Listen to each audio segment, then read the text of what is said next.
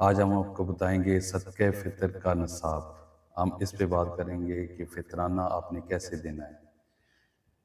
تو صدقہ فطر کے وجوب کا وقت، عید الفطر کے دن صدقہ فطر کے وجوب کا وقت طلوع صبح صادق ہے۔ چنانچہ اگر کوئی اس سے پہلے فوت ہو گیا تو اس کی طرف سے صدقہ فطر ادا نہیں کیا جائے گا، اور اگر کوئی بچہ طلوع صبح صادق سے پہلے پیدا ہوا تو اس کی طرف سے سرپرست پر صدقہ فطر کی ادائیگی لازم ہے۔ اگر کوئی بچہ پیدا ہو جاتا ہے عید کے دن طلوع صبح صادق سے پہلے، تو اس پر جو ہے سرپرست جو ان کے سرپرست ہے اس بچے کا، تو اس پر صدقہ فطر کی ادائیگی لازم ہے۔ صدقہ فطر عید کی نماز سے پہلے ادا کرنا بہتر ہے۔ اگر آپ صدقہ فطر کو عید کی نماز سے پہلے ادا کریں گے تو وہ بہتر ہوگا، اور عید کے دن سے پہلے ادا کرنا بھی جائز ہے۔ لیکن اگر کسی نے عید کے دن تک یا اس کے بعد تک ادا نہیں کیا تو بعد میں بھی ادا کرنا لازم ہے۔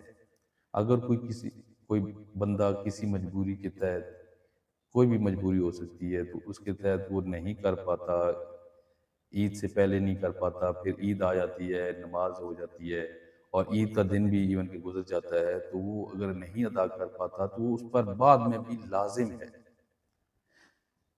صدقہ فطر کی مقدار با اعتبار جنس یا قیمت۔ جنس میں کیا کیا چیزیں آتی ہیں؟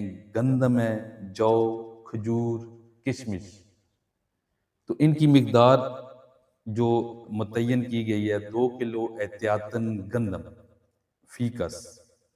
فی کس فطرانے کی جو مقدار بیان کی گئی ہے اس سال گندم کی، وہ ہے 2 کلو احتیاطاً، اور جو کی تقریباً 3.5 کلو، اور اسی طرح کھجور کی، کشمش کی 3.5 کلو تقریباً۔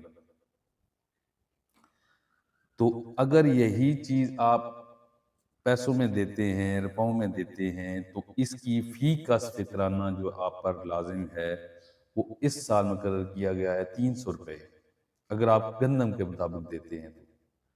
اگر آپ جو کے مطابق دیتے ہیں تو پھر فی کس فطرانہ ہے 600 روپے، اور اگر آپ کھجور کے مطابق یہی والا فطرانہ دیتے ہیں تو 2400 روپے اس دفعہ مقرر کیا گیا ہے فی کس فطرانہ، اور اگر آپ کشمش کے مطابق دیتے ہیں تو 4400 روپے فی کس فطرانہ مقرر کیا گیا ہے۔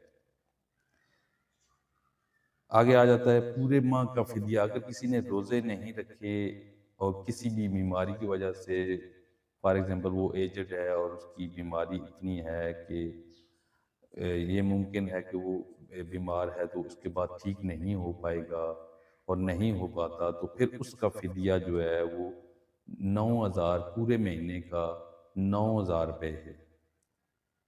اور اگر وہ 20 روزے رکھ پاتا ہے اور 10 روزے نہیں رکھ پاتا تو پھر وہ اس کو وہ جو ہے 3000 دے گا فدیہ۔ اور اگر اس نے 10 روزے رکھ لیے ہیں اور 20 روزے نہیں رکھ پایا تو پھر اس کو 6000 اس نے فدیہ دینا ہے۔ اور اگر وہ پورے ماہ نہیں رکھ سکا تو پھر اس نے 9000 دینا ہے۔ اور اگر کوئی ایسا بندہ ہے کہ بعد میں جو بیمار ہو گیا لیکن وہ روزے رکھ سکتا ہے تو وہ روزے رکھے گا، وہ فدیہ نہیں دے گا، وہ روزے رکھے گا۔ تو اسی طرح 18000 روپے پورے ماہ کا فدیہ ہے جو کے مطابق۔ جو کے مطابق اگر آپ دیں گے تو پھر 18000 روپے فدیہ ہے پورے ماہ کا۔ اور اسی طرح کھجور کے مطابق 72000 روپے ہے، اور اگر آپ استطاعت رکھتے ہیں کشمش کے مطابق دیتے ہیں تو 1,32,000 روپے جو ہے وہ پورے ماہ کا فدیہ ہے۔ جزائر صورتوں میں صدقہ فطر واجب ہے۔ وہ کون کون سی صورتیں ہیں؟ جو مسلمان اتنا مالدار ہو کہ اس پر زکوٰۃ واجب ہو، یا اس پر زکوٰۃ تو واجب نہیں لیکن اس کے پاس ضرورت سے زائد سامان ہے جس کی قیمت نصاب زکوٰۃ کے برابر ہے، چاہے اس پر سال گزر چکا ہو یا نہ گزرا ہو، اس پر صدقہ فطر واجب ہے۔ نمبر دو، جس کے پاس ضرورت سے زائد سامان ہو اور وہ قرض دار بھی ہو، لیکن قرض نکال کر وہ صاحب نصاب بن جاتا ہو تو اس پر فطرانہ دینا لازم ہے۔ نوٹ: صاحب استطاعت حضرات کو چاہیے کہ جس نصاب میں غربا کا زیادہ فائدہ ہو اس کے مطابق صدقہ فطر ادا کریں۔ جس میں غربا کو زیادہ فائدہ پہنچ رہا ہو تو اگر آپ دے سکتے ہیں، اگر آپ کچھ نہیں دے سکتے تو پھر تو گندم کے مطابق ہے، لیکن اگر آپ گندم کے زیادہ استطاعت رکھتے ہیں، جو کے مطابق رکھتے ہیں تو جو دے سکتے ہیں، اگر آپ کھجور کے مطابق استطاعت رکھتے ہیں تو کھجور کے مطابق دے دیں، اور اگر آپ کشمش کے مطابق استطاعت رکھتے ہیں تو آپ پھر کشمش کے مطابق دیں۔ جتنا گڑ اتنا میٹھا، تو آپ نے یہ خود سے سوچ لینا ہے، کیونکہ اس میں زیادہ آپ کو ثواب زیادہ ملتا ہے جتنا آپ زیادہ دیں گے، ادروائز آپ گندم کے مطابق دے سکتے ہیں۔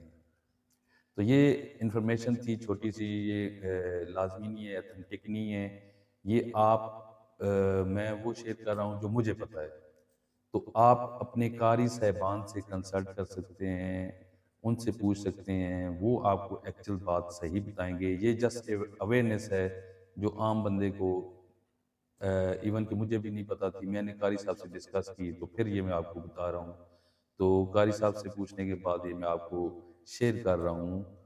تو میں آپ کو I am not a scholar, میں کوئی امام نہیں ہوں، میں آپ کو just being Muslim it is our duty if you have some knowledge you should share with everyone۔